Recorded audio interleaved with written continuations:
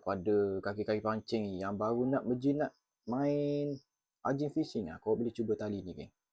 Yang ni tali daripada Seahawk, nama je Seahawk Gachiri lah.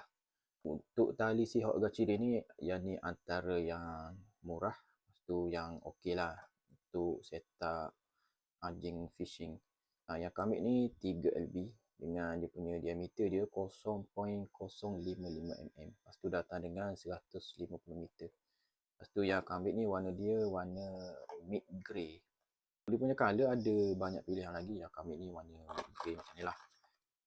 Yang warna mid grey macam ni dia tak kantor sikit lah dengan ikan.